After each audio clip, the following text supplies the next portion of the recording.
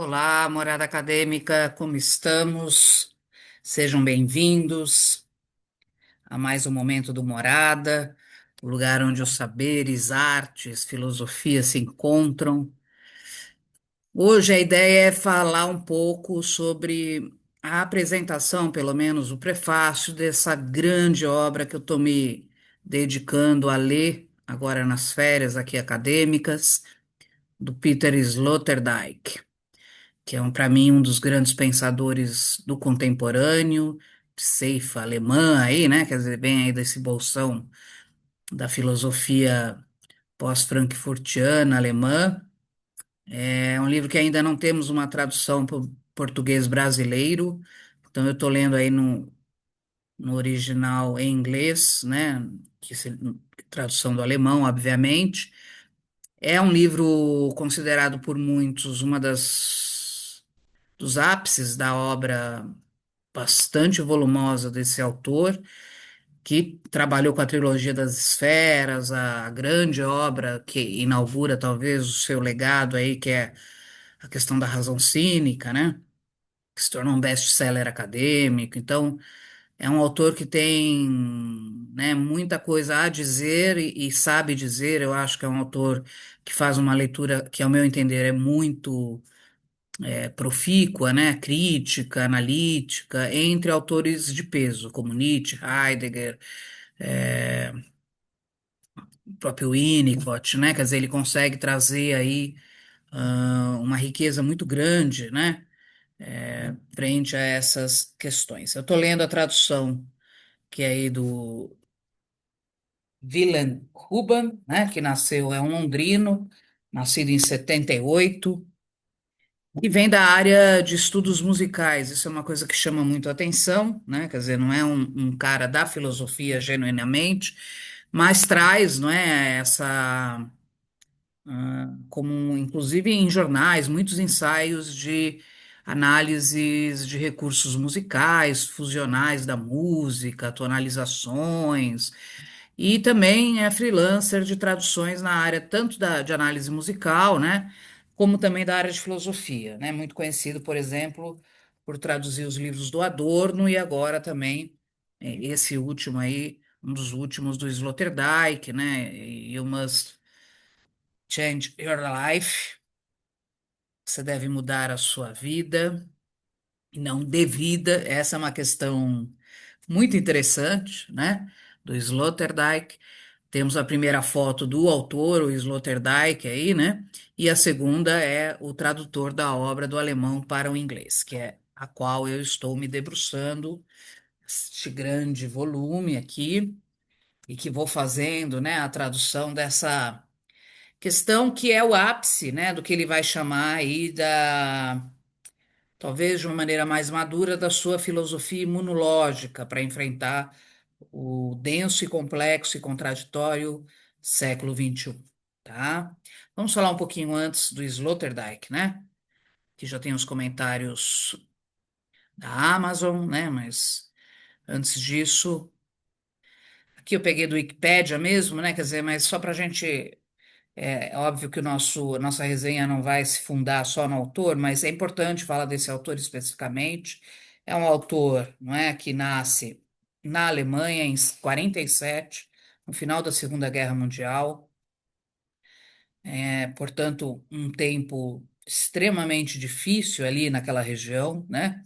É conhecido por ser um filósofo fenomenológico, apesar de muitas críticas que ele tece as fenomenologias, como de Heidegger, mas críticas muito contundentes e bem baseadas, né, bem construídas, e é considerado, então, um grande repaginador, um grande renovador da filosofia alemã contemporânea, né, pela via desse casamento da história, da arte, da filosofia, e de um casamento ali entre o que ele chama, né, a acidez e o cinza do Heidegger, que é uma das críticas que ele faz, não é?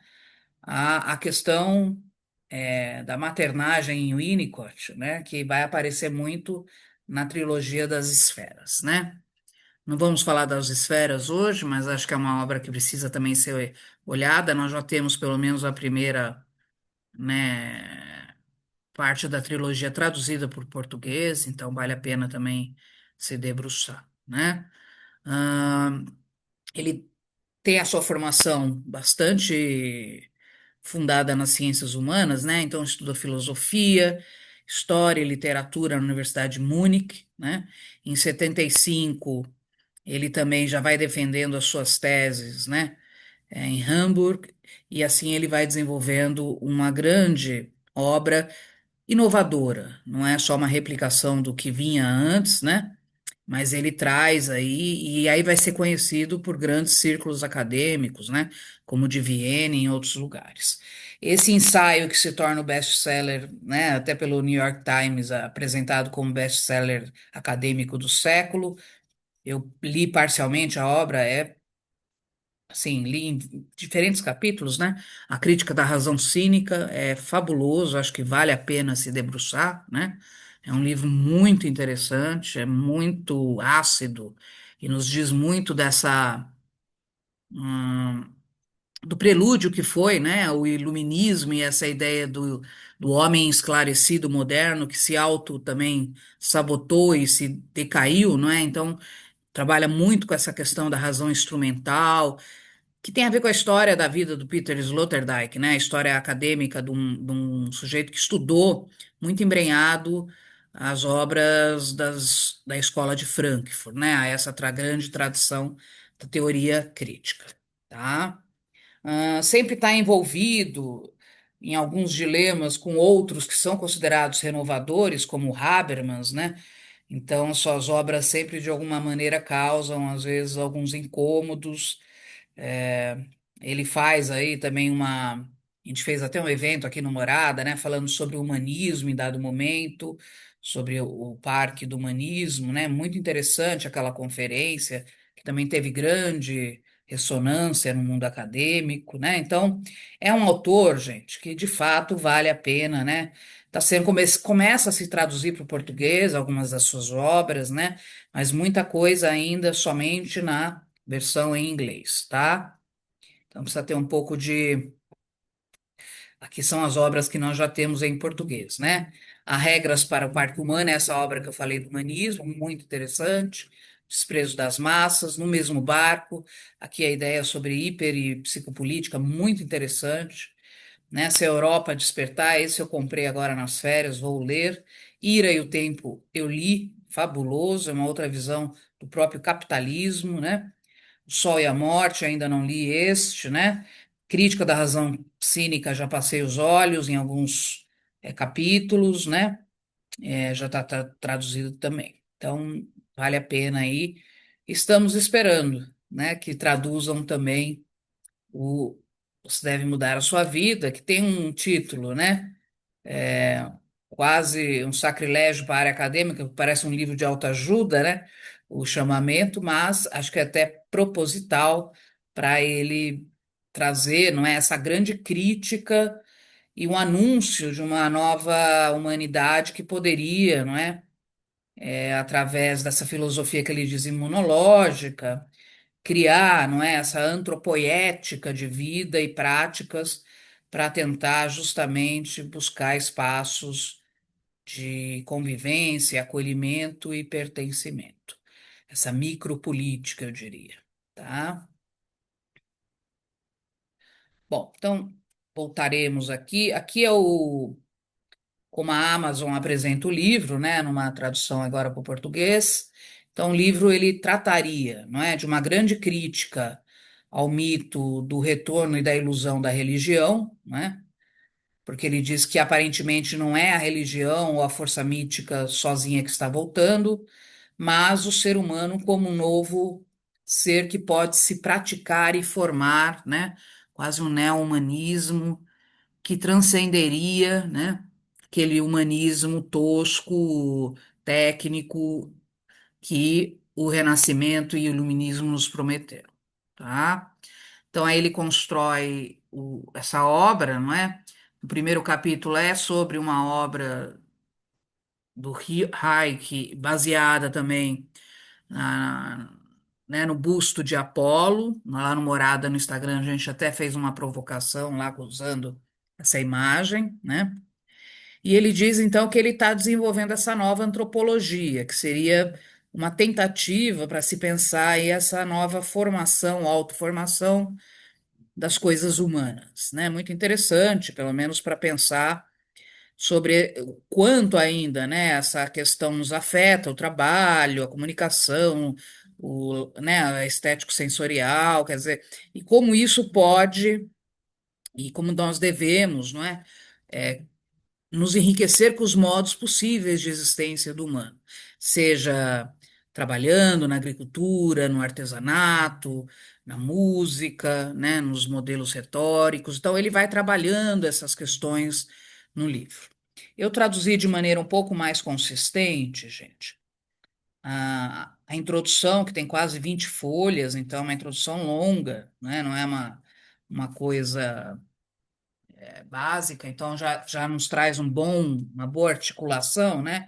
E vou compartilhar com vocês algumas das minhas anotações e impressões, né? Ele anuncia na introdução que o livro, então, é uma tentativa de uma viragem antropológica, né? A partir de uma antropotécnica nova, que seria essa prática, né? Que talvez não separe, não dicotomize mais as práticas como fazemos pós-modernidade, né, ou ainda na modernidade tardia, mas ele diz é trazer, né, e sair da sombra dessa do mito da religião, por exemplo, né, essa nova direção. E isso tem que ser também vivido, ensinado, afetado, no sentido do Spinoza, né, enquanto potência de ação em todos nós, né? Mudando as nossas direções, que estavam ainda muito vinculadas ao que ele chama do século do iluminado, né, do iluminismo, e essa fascinação religiosa que parece ainda se arrastar, como ele brinca, no Velho Oeste, né? Então ele traz essa questão logo de cara na introdução, não é? Ele diz, bom, se Deus existe, né, ele deve estar numa figura aí um pouco perdida nesse grande universo que se montou no mundo humano, não é? E é preciso, então, se colocar em xeque tanto essa questão do mito da grande religiosidade, como também do grande Deus ciência, do iluminismo, né? E seus paradoxos. E ele vai falando muito dessas tensões, né? Dos paradoxos iluministas, né? Desse homem que foi montado no que ele fala das tábuas de ilusão, né? Lá na página 3, por exemplo, né? Quer dizer, ele diz, a Europa iluminista, ela se fez sempre dentro de uma crise da forma, né? E se deleitou e se deitou sobre uma tábua de ilusões, quer dizer, nós precisamos olhar para isso, reconhecer essas ilusões e poder pensar algo em outra direção, né? Ele diz: é preciso, sim, então, se arriscar em novos regimes de práticas coletivas. Isso é algo muito interessante, né? Nessas novas micropolíticas, né? Que tem uma outra sabedoria que supere o que ele chama dessa sabedoria convencional, que ou a religião, né, ou o iluminismo se mostraram de maneira insuficiente, né, para nos satisfazer de modo crítico e inquirir o modo de vida, de produção existencial mesmo, né? Quer dizer, que vida é essa que estamos construindo e ao mesmo tempo precisamos declinar de outros modos, né? Então, ele diz, é preciso, e com isso a gente pode aprender muito, e ele cita isso lá, né? Finalzinho da prática, página 3 e 4, aprender, inclusive nos estudos que o próprio iluminismo nos deixou, por exemplo, com a biologia e as ciências biológicas, quando ele vai falar do reconhecimento da constituição dos sistemas imunológicos, né? Que são altamente criativos e que buscam novos recursos diante de grandes adversidades. Então, ele diz: esse é o modelo que para ele vai fazer bastante sentido, não é?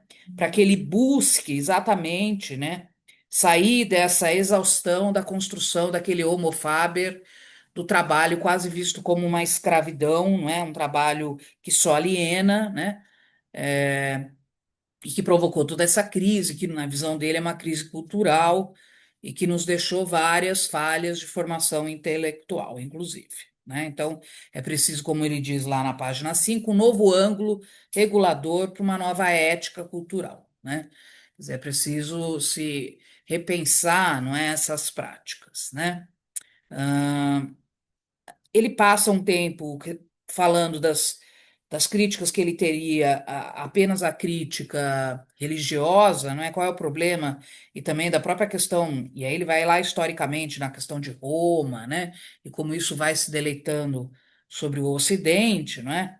É, mas ele diz, é preciso, não é, aprender com as práticas de si, vou usar um termo, inclusive, do Luiz Cláudio Figueiredo aqui, que no século XX, principalmente no início do século XX, já nos ensinaram, e ele cita a própria psicanálise, não é? Como um retorno daquilo que não é compreendido. Então, precisamos buscar a plasticidade dessas práticas, né? Que tem a ver também com a própria filosofia imunológica lá, que fogem daquela apenas da lógica de ganhos e perdas vinculadas à ciência e o progresso. Então ele diz, é preciso, não é, sair dessa visão conservadora, né? Que foi fomentada pelo capitalismo mais tradicional, pelo iluminismo, né? Então, que ele chama de tradição, tá? Então, é preciso se rever o capital cognitivo da nossa sociedade, né? É preciso buscar um novo sol, um novo rumo, né? Segundo a obra dele, tá certo? É, propagar essa lógica dos sistemas imunológicos, buscando, né, então, renovar o capital humano, né, técnico, existenciário do século XXI. Até a página 8, 9, mais ou menos, é disso que se trata essa introdução, não é? Quer dizer, ele traz essas questões, fazendo sempre essa relação com os sistemas e dispositivos da imunologia, né? Que nos ensinam como lidar com culturas e ambientes diferentes e readaptáveis o tempo todo. Então, ele diz: isso nos dá uma potência, né, para que a gente possa nos proteger e, ao mesmo tempo, pertencer a um mundo eternamente em movimento. Isso é muito interessante, né, se a gente pensar no século XXI e tudo que vivemos, né? Então, essa vida, né, é, diante, então, reconhecer essa vida de maneira mais incerta e aberta, né, na ira, naquele livro da Ira e do Temor, ele fala muito disso, né? A vida como um grande êxodo, né? Um grande êxito também, né? Diante a abertura e a incerteza, né? E os ambientes que se transformam o tempo todo. Então, é preciso, né, reconhecer a força desses conjuntos micropolíticos. Isso vai estar nas esferas, né? Como é que a humanidade, na sua história, também buscou sempre de maneira até circular, né? Essa ideia da estética, como na arte isso esteve presente, né?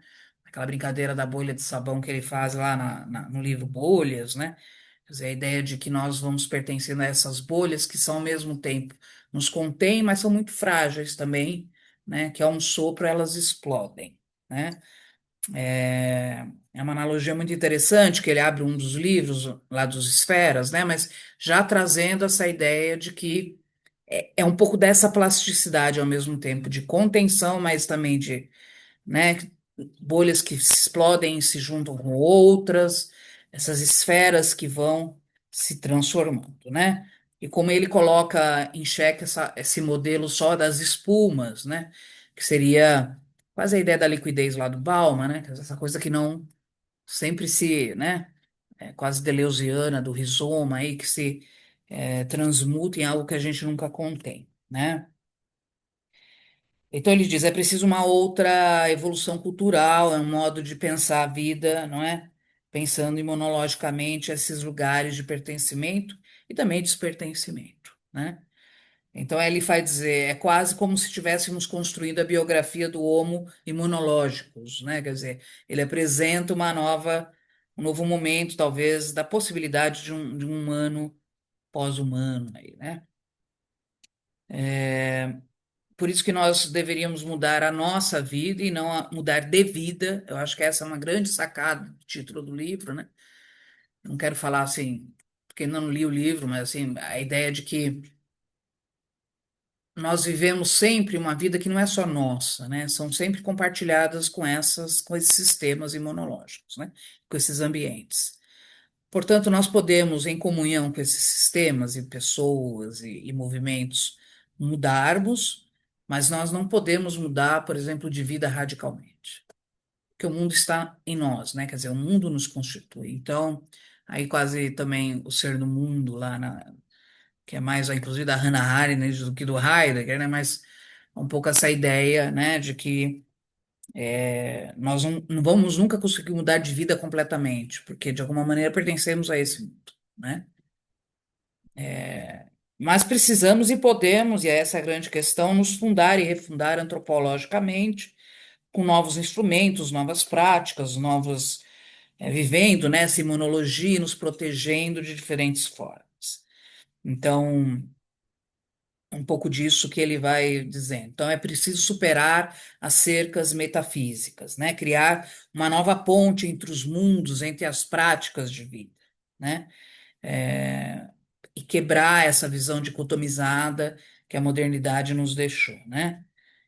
Então, ele diz: é preciso se criar novos parques e jardins humanos com tendências imunológicas, né? Quer dizer, que consigam conviver, se estranhar ao mesmo tempo, mas se reconhecer e conviver, construir essas pontes.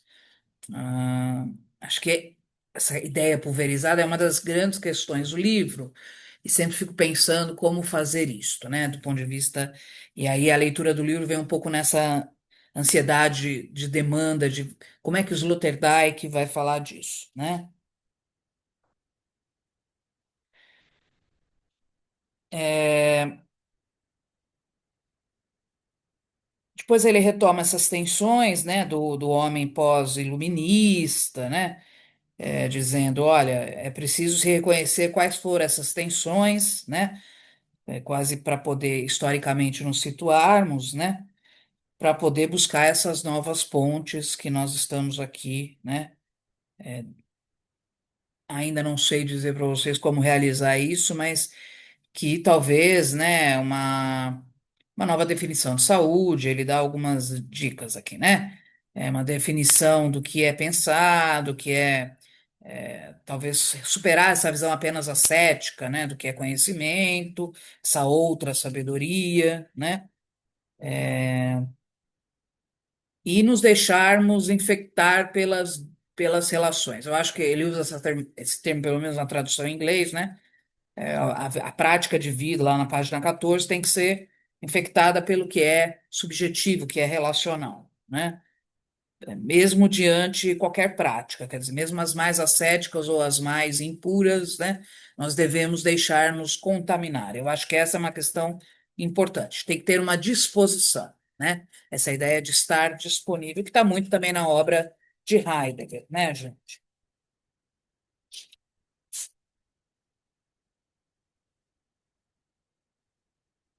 Eu sempre vou fazendo as minhas anotações a cada capítulo que eu leio do livro, então essa é uma tentativa também de melhorar meu inglês, né? Sempre, porque a gente tem que estar sempre lendo, né, gente? E ler e fazer uma tradução é muito interessante, né? Óbvio, eu não estou fazendo uma tradução técnica nem nada, é uma tradução compreensiva, né? De uma leitura acadêmica, mas é muito interessante, sempre, né?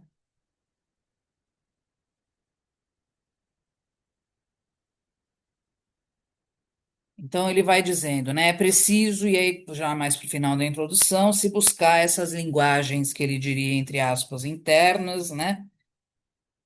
E nas quais vão nos propiciando também, não é? A nossa condição de seres incluídos. Acho que essa é a apresentação que o texto já nos traz, e aí entra já no primeiro capítulo, que é o planeta das práticas, ou dos praticantes, né? E ele começa justamente falando da experiência, né? Que é a experiência do. Está baseada também no soneto de Hilke, né? Mas baseada também naquela obra arquitetônica do Torso, né? De Apolo, que vai trazer já logo de cara o desafio da tensão entre autoridade e liberdade, ser escravo, né, que de alguma maneira e liberdade, ser libertado, né? A obra traz essa questão, né? E ele diz, é nesse espaço de simulação estética que a gente começa a emergir as nossas indagações.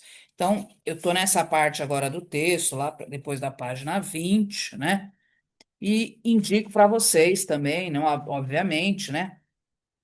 Isso tem que ser feito com tempo, com muita tranquilidade, porque demanda muita solicitude também do leitor, né? Que tem que estar sempre indo e vindo na própria obra do autor e nas obras com quais ele dialoga, né? O Sloterdijk tem uma característica muito peculiar que tá sempre em diálogo. O livro dele é um diálogo aberto com a história, com a arte, com a filosofia. Então ele exige um leitor também muito cuidadoso, que vai estar sempre também parando e indo buscar as referências que ele dita, né?